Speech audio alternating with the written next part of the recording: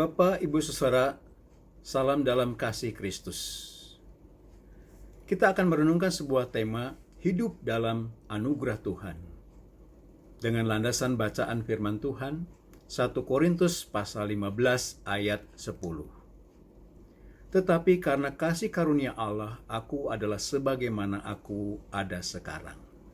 Dan kasih karunia yang dianugerahkannya kepadaku tidak sia-sia.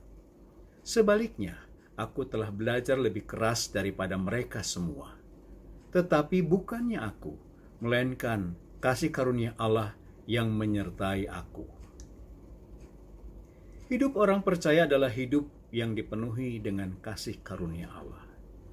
Kasih karunia atau disebut dengan anugerah adalah pemberian Allah. Sebenarnya kita tidak layak untuk menerima pemberian Allah, karena kita adalah manusia yang tidak luput dari salah dan dosa. Yang selayaknya lah kita menerima hukuman Tuhan. Namun Tuhan memandang kita dengan penuh kasih karunia. Bagaimana karya Allah dalam Yesus Kristus kita beroleh pengampunan dosa, sehingga pintu-pintu berkat terbuka bagi kita. Rasul Paulus menuliskan hal ini dalam Efesus pasal 1 ayat 3. Terpujilah Allah dan Bapa Tuhan kita Yesus Kristus, yang dalam Kristus telah mengaruniakan kepada kita segala berkat rohani di dalam sorga.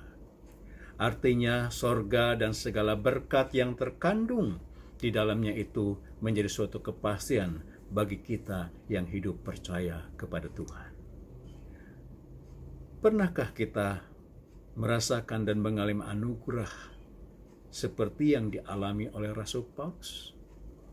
Jika pernah, kapankah peristiwa itu terjadi?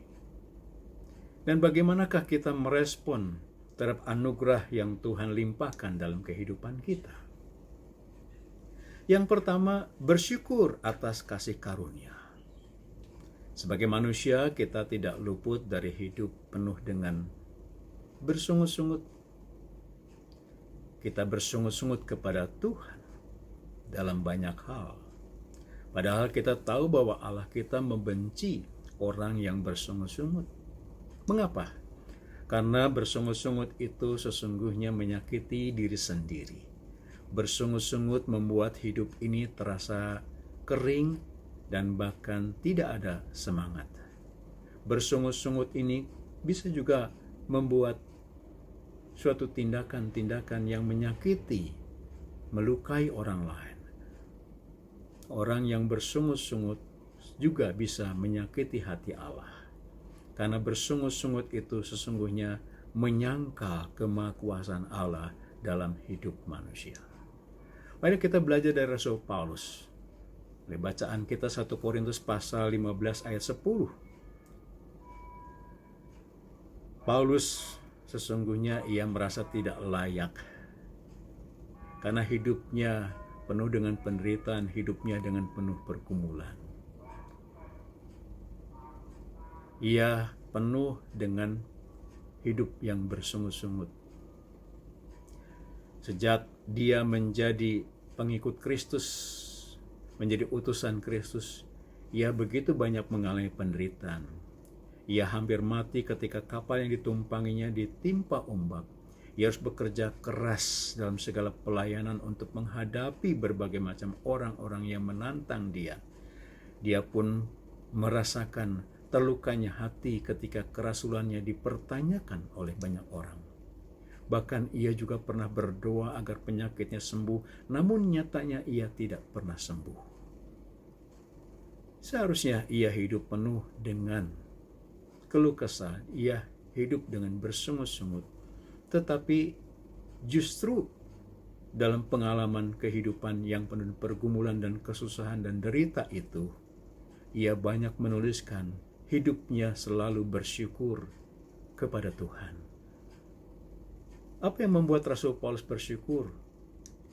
Yang pertama, oleh karena pelayanan yang dipercayakan Allah kepadanya, meskipun ia tidak layak. Yang kedua, kasih karunia Allah itu dilimpahkan dalam hidup Paulus setiap keadaan. Dari yang kasih Kristus, pelayan Rasul Paulus yang ia lakukan adalah pelayanan yang ia perjuangkan dengan penuh iman. Dan ia yakini bahwa kasih karunia Tuhan itu akan terus dinyatakan. Sehingga pelayanan yang ia lakukan adalah pelayanan yang indah dan mulia. Saudaraku yang dikasihi dalam Tuhan Yesus Kristus, kehidupan yang bersyukur itu tidak lepas dari kehidupan kita sebagai orang percaya. Kita berkali-kali mendengar supaya kita hidup bersyukur. Namun bukanlah hal yang mudah untuk kita lakukan. Bersyukur bukan sebatas kita berterima kasih atas sesuatu yang Tuhan berikan atau terhadap sesuatu yang kita terima dari sesama kita. Bersyukur menunjukkan suatu rasa nikmat yang dari Allah yang ada di dalam hati kita.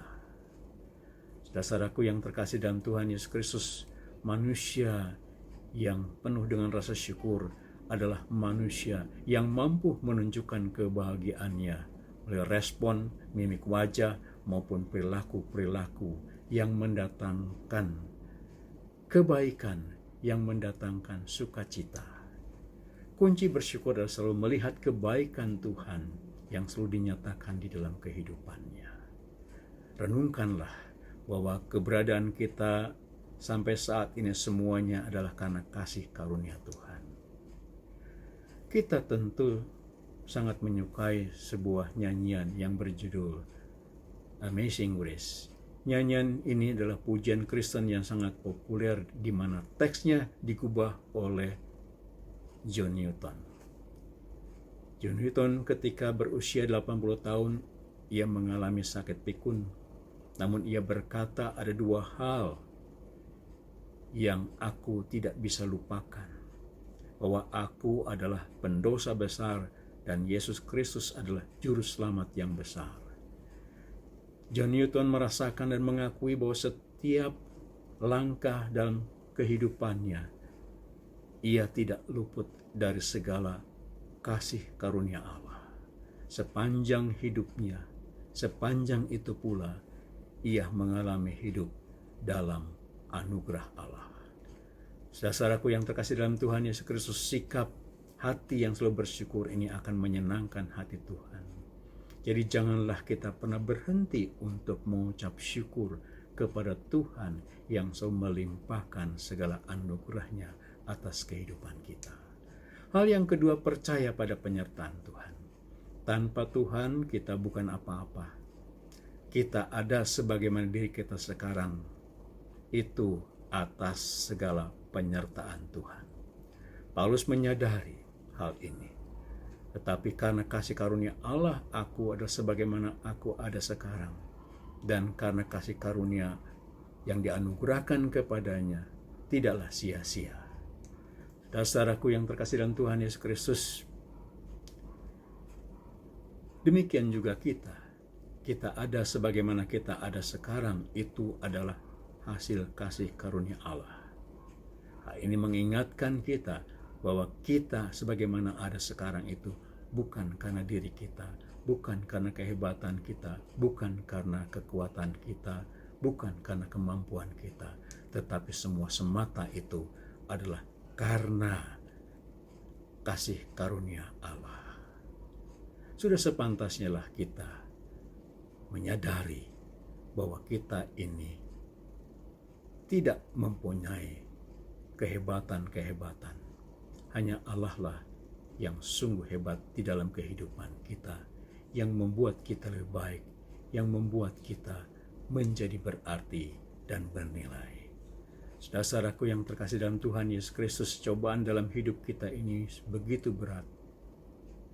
Namun percayalah kita sebagai orang percaya bahwa dalam kehidupan kita ini selalu ada penyertaan Tuhan. Bagi Dialah yang dapat melakukan jauh lebih banyak daripada yang kita doakan atau pikirkan, seperti yang ternyata dari kuasa yang bekerja di dalam diri kita. Efesus pasal 3 ayat 20.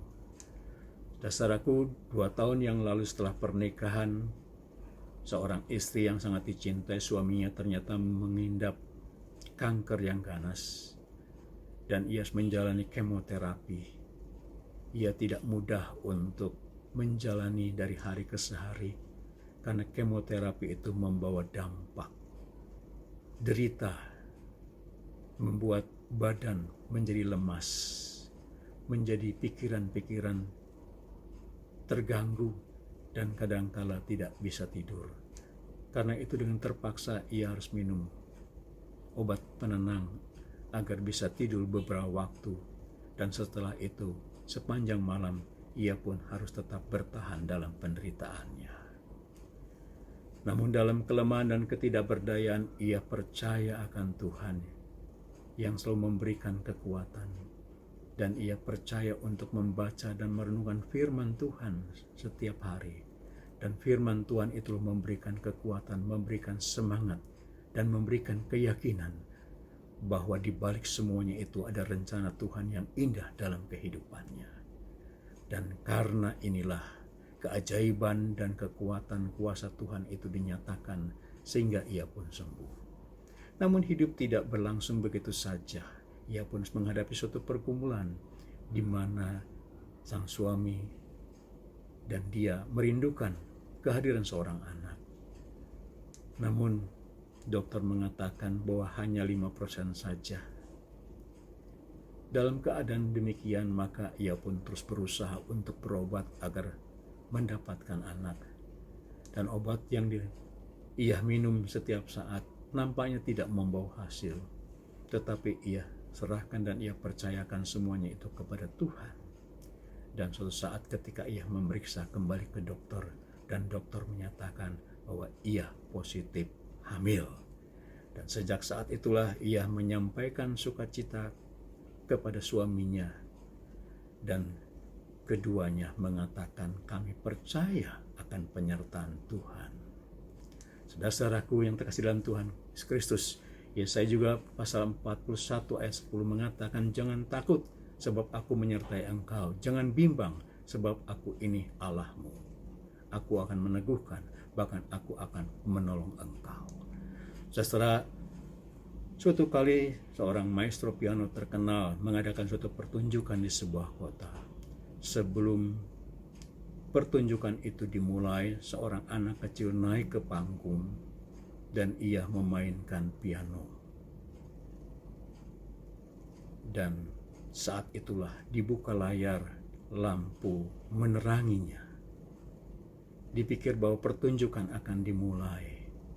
Namun yang terjadi justru seorang anak yang bermain piano dengan nada-nada yang sumbang. Namun seorang maestro itu naik ke atas panggung dan ia duduk di sampingnya dan ia bermain untuk mengikuti dan mengimbangi dan menyempurnakan suara-suara sumbang yang dimainkan oleh anak itu dan memunculkan suara-suara nada-nada yang harmonis dan indah, sehingga penonton pun bertepuk tangan dan bersuka cita. Anak ini merasa bangga, tetapi bukan sesungguhnya karena dirinya, melainkan karena sang maestro. Demikian juga sesungguhnya kita pun harus menyadari dalam kehidupan kita ini seperti anak itu. Kita harus menyadari bahwa sepanjang kehidupan yang kita jalani ini, kita tidak terlepas dari campur tangan sang maestro agung kita, yaitu Tuhan Yesus Kristus. Dialah selalu ada di samping kita. Dan dialah Allah yang terus membuat kita melakukan banyak hal menjadi sempurna dalam hidup ini. Dan bahkan karena dia, hidup ini menjadi baik dan indah. Amin.